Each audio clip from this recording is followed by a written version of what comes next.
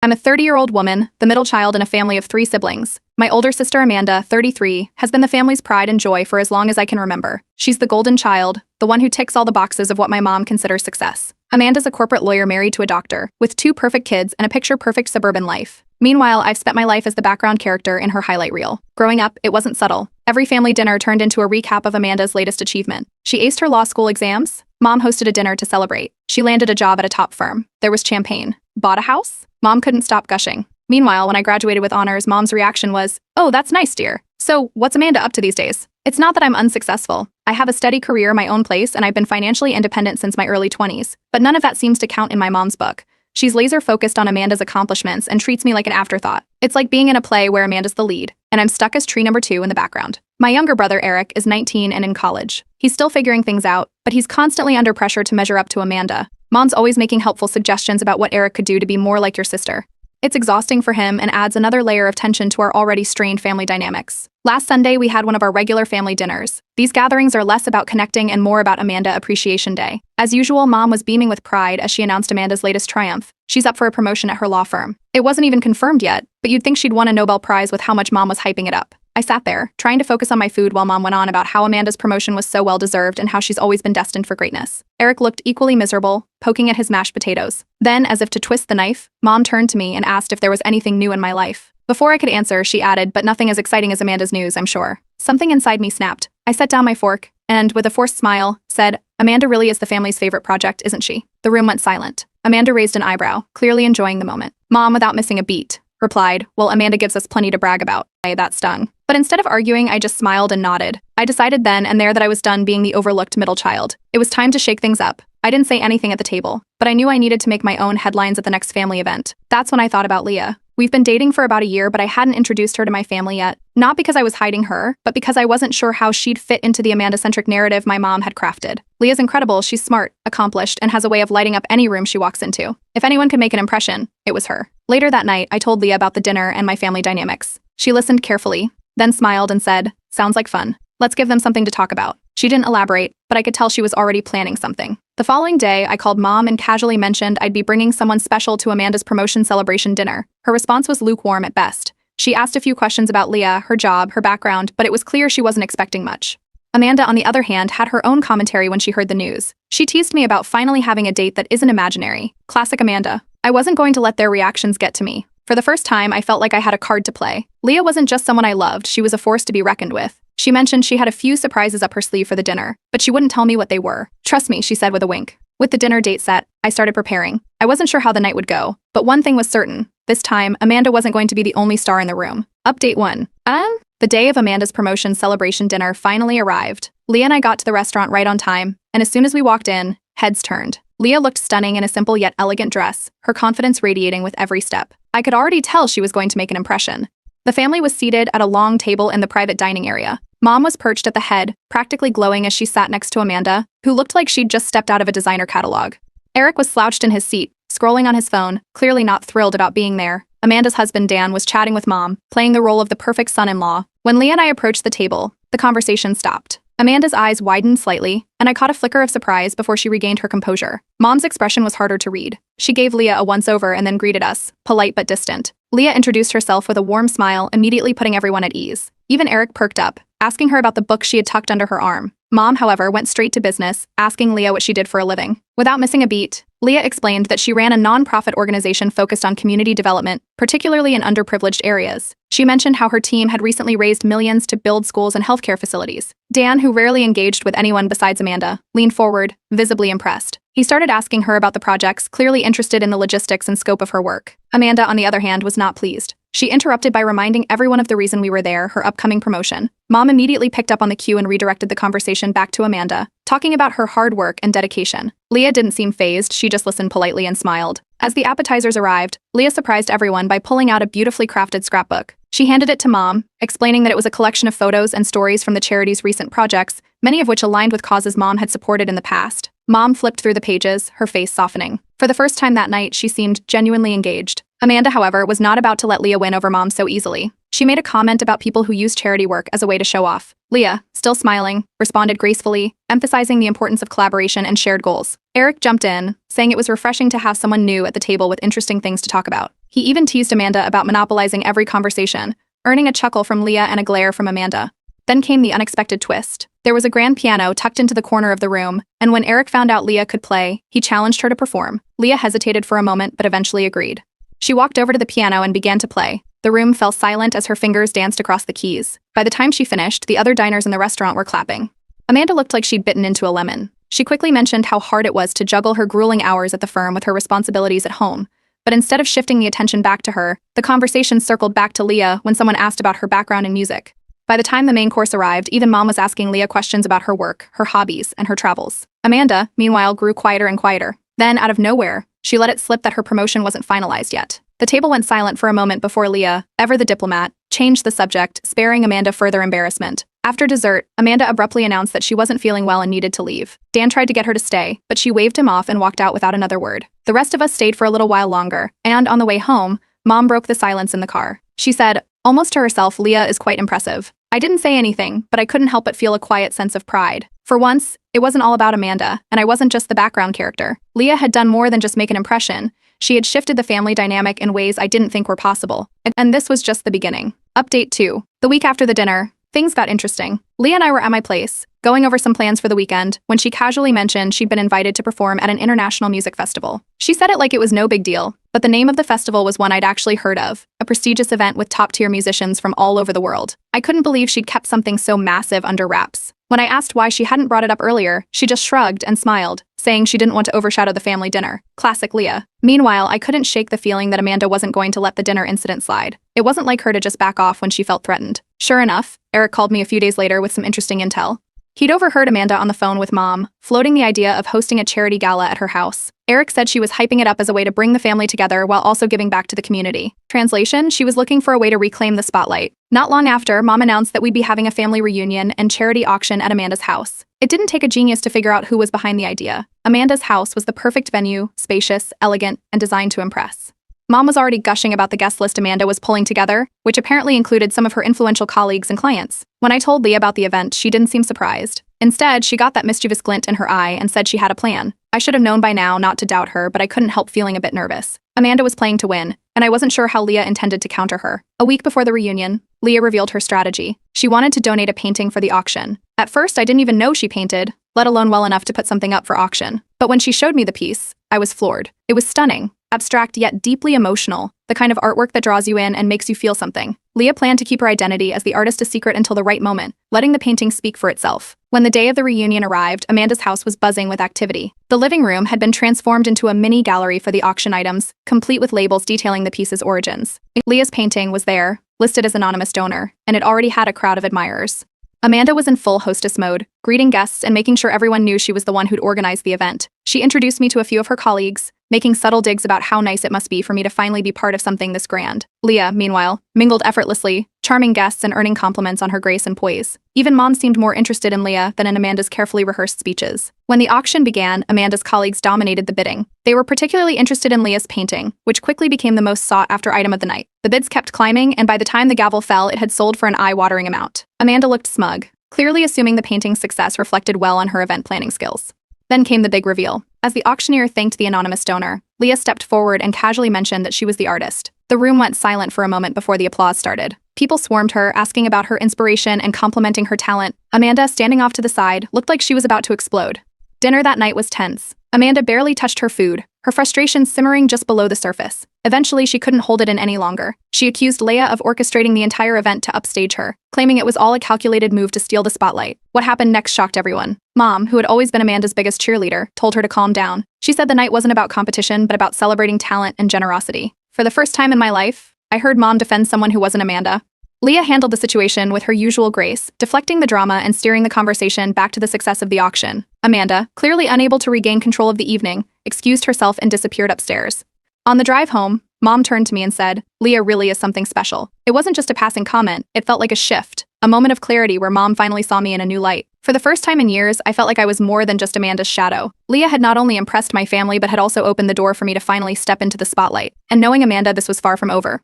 Update 3. The fallout from the charity gala was swift and dramatic. Amanda refused to speak to me or Leah for days. According to Eric, she'd been venting to Mom nonstop about how we'd hijacked her event and turned it into a spectacle. Amanda claimed Leah was trying to buy the family's approval, painting her as some kind of social climber. Mom tried to mediate, but Amanda wouldn't budge, doubling down on her narrative that Leah was out to replace her. It didn't stop there. Eric, ever the eyes and ears of the family, let me in on some gossip Amanda had been spreading among family friends. Apparently, she was telling people that Leah was manipulative and had deliberately orchestrated the painting reveal to humiliate her. Eric said some of the older relatives seemed to believe Amanda, but most were more interested in talking about how amazing Leah's painting was. Then came the unexpected twist. Amanda sent out invitations for a surprise family dinner at her house. She didn't give much detail, just said she had exciting news to share, and it was a night we wouldn't want to miss. The tone was all too familiar. It screamed attempted spotlight grab. Leah and I exchanged a knowing look when we got the invitation. If Amanda thought this dinner would overshadow everything else, she was in for a surprise. On the night of the dinner, Amanda was back in full control mode. The house was immaculate, the table set like something out of a lifestyle magazine. Amanda was glowing, clearly relishing the role of hostess. Mom seemed genuinely excited, Eric looked suspicious, and Leah was her usual composed self, observing everything without giving away much. As soon as everyone was seated, Amanda stood up, raising a glass to get our attention. She announced that she was pregnant with her third child. The room erupted into congratulations and cheers. Mom was over the moon, already brainstorming baby shower ideas. Eric leaned over and whispered to me, "Called it." Leah congratulated Amanda warmly, but the moment Amanda sat down, Leah mentioned her plans to perform at the International Festival. The timing wasn't deliberate, it was just how the conversation flowed, but it shifted the focus away from Amanda almost instantly. Mom, caught up in her excitement, made a comment that Amanda couldn't ignore. She mentioned how proud she was of Leah's upcoming performance and how it was the highlight of the year. Amanda's smile faltered, and her face turned red. She pushed her plate aside and excused herself from the table, muttering something about needing air. Eric followed her, and I could hear them arguing faintly from the other room. Amanda accused Leah of stealing her thunder and insisted that Mom was playing favorites. Eric, true to form, didn't hold back, calling Amanda's behavior childish. When they came back, Amanda looked furious, while Eric looked exasperated. Later that night, I overheard Amanda and Mom having a heated conversation in the kitchen. Amanda was demanding that Mom choose between supporting her or Leah. She accused Mom of betraying her by prioritizing Leah's accomplishments over her pregnancy announcement. Mom, sounding more tired than angry, told Amanda she wasn't choosing sides, she just wanted to celebrate everyone equally. Amanda stormed out, slamming the door behind her. After the dinner, Leah proposed hosting a small recital for the family before leaving for the festival. It was her way of bringing everyone together on neutral ground. Mom seemed thrilled by the idea, but Amanda wasn't about to let that happen without a fight. A few days later, Amanda announced plans to renew her wedding vows in a lavish ceremony, scheduled for the same weekend as Leah's recital. The timing wasn't a coincidence, and everyone knew it. Eric didn't hold back when we talked about it. He called Amanda out for being petty and said he was tired of her constant need to one-up everyone. He told me he planned to attend Leah's recital, even if it meant dealing with Amanda's wrath later. That was a big deal. Eric had always tried to stay neutral in family drama, but this time, he was firmly in our corner. When Mom found out about the scheduling conflict, she made her decision without hesitation. She told Amanda she'd be attending Leah's recital instead of the vow renewal. Amanda didn't take the news well. According to Eric, she accused Mom of turning the family against her and threatened to cut ties if Mom didn't change her mind. But Mom stood her ground, saying she couldn't keep enabling Amanda's behavior. As the weekend approached, I started to feel a strange sense of peace. For years, I'd been chasing Mom's approval, trying to prove I was more than just Amanda's shadow. But now I realized I didn't need it. I had Leah, Eric, and for the first time, a sense of my own worth. Amanda could keep playing her games, but I wasn't interested in competing anymore. That weekend, Leah's recital was a beautiful success. Amanda's absence was noticeable, but it didn't matter. The family that showed up was supportive, engaged, and genuinely happy to be there. For the first time in a long time, I felt like I belonged. Update 4. The weekend of Amanda's vow renewal and Leah's recital finally arrived, and it was clear the family was divided. Some chose to attend Amanda's lavish ceremony, drawn by the promise of a high-profile event complete with catered meals and a string quartet. The rest, Mom included, decided to come to Leah's recital. It wasn't about picking sides, or at least that's what Mom insisted, but the decision felt like a statement nonetheless. Leah's recital was held at an intimate venue, a charming old theater with vintage decor. The audience was a mix of family, friends, and people from the local community who were there to support the performers. Leah was scheduled to play toward the end, which gave everyone time to settle in and chat before the music started. Eric, seated next to me, whispered that he couldn't wait to see Amanda's reaction when she found out Mom had skipped her ceremony.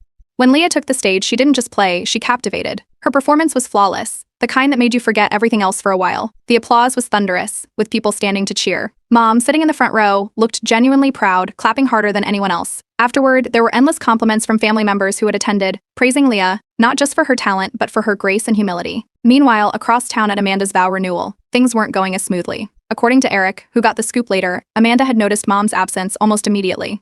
She tried to brush it off, but during her toast, she couldn't resist making a passive-aggressive comment about certain family members prioritizing other commitments over her special day. The crowd, mostly Amanda's colleagues and friends, seemed uncomfortable, but Amanda didn't stop there. She called Mom out by name, saying it was disheartening to feel unsupported by her own mother.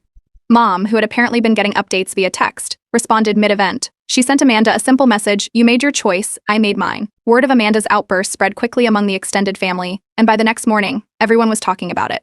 The The perfect daughter image Amanda had carefully curated started to crack, with people questioning her behavior. Some even reached out to Mom, expressing support and surprise at Amanda's public meltdown. When Amanda confronted me about the weekend, she was livid. She accused Leah of turning the family against her, claiming the recital's timing was deliberate. Leah, calm as always, didn't engage in the argument. Instead, she suggested they sit down and talk things out to mend the family dynamics. Amanda dismissed the offer outright, saying she didn't need Leah's help or interference. Later, Mom pulled me aside and admitted something that caught me off guard. She said she was beginning to see Amanda's manipulative tendencies for the first time. For years, she'd excused Amanda's behavior as ambition or pressure, but now it was clear there was more to it. She didn't say it outright, but it was obvious Mom was rethinking a lot of her past decisions and priorities. Eric added another layer to the story. He pointed out that Amanda had spent years trying to meet impossible expectations set by Mom, which likely fueled her competitive nature. While it didn't excuse her actions, it explained some of her insecurities. It was a perspective I hadn't considered before, and it made me feel a twinge of sympathy for Amanda, even if she wasn't making it easy to like her. Things went downhill for Amanda from there. Some of her colleagues who had attended the vow renewal started distancing themselves, citing her unprofessional behavior during the toast. Amanda, who thrived on her pristine image, was left scrambling to do damage control. From what I heard, she started withdrawing from social circles, avoiding calls, and shutting people out. Leah, on the other hand, continued to shine. Not long after the recital, she casually mentioned she'd been offered a spot on a prestigious board for her charity work. Mom was thrilled, and even some family members who hadn't been on Leah's side before started warming up to her. It was yet another win for Leah, and Amanda knew it. Then came Amanda's breaking point. She announced to the family that she was cutting ties with me and Leah, refusing to attend any future events where we were present. The declaration was dramatic, but no one seemed particularly shocked. By that point, the family had already started to split, with some siding with Amanda and others rallying around Leah and me. In the days that followed, the family felt like two separate factions. Amanda continued to isolate herself, while the rest of us began creating new traditions. Leah's presence became a central part of our gatherings, and for the first time in years, there was a sense of peace and unity, albeit without Amanda. Looking back, it felt like a turning point, not just for the family but for me as well. I'd spent so much of my life chasing Amanda's shadow, trying to prove I was worth noticing. But now, with Leah by my side and the support of those who mattered, I realized I didn't need Amanda's approval, or her drama, to feel complete. Update 5. Eric, being the eternal peacemaker, decided to host a family dinner. He claimed it was just a casual get-together, but everyone knew the real reason. He wanted to reconcile Amanda and me. Leah and I agreed to go, more out of support for Eric than any hope of resolution. Amanda's attendance was less surprising than her behavior when she arrived. From the moment Amanda walked in, it was clear she wasn't there to make amends. She gave Leah the cold shoulder, barely glanced in my direction, and spent most of the evening glued to her phone. The atmosphere was tense, with everyone trying to keep the conversation light, but the strain was obvious.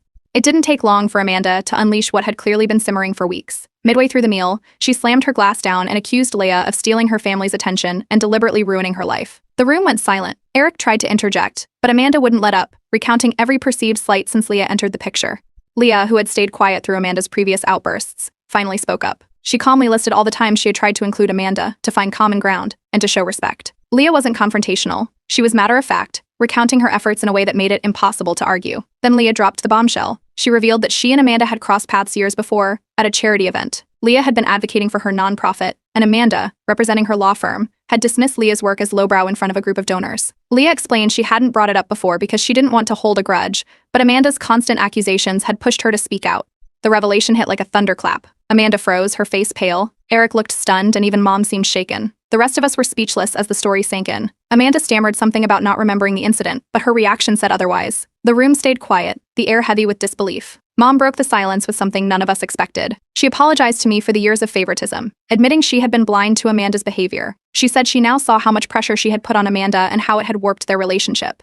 It wasn't an easy thing for her to admit, but it was the first time she acknowledged how her actions had affected the family. Amanda's reaction was predictable. She stood up, accused us all of ganging up on her, and stormed out, slamming the door behind her. Eric followed her, catching up with her at the driveway. Their voices were loud enough for us to hear snippets of the argument. Eric accused Amanda of being unable to handle anyone else's success, calling her out for her selfishness and insecurity. Amanda yelled back, blaming everyone else for her unhappiness before driving off.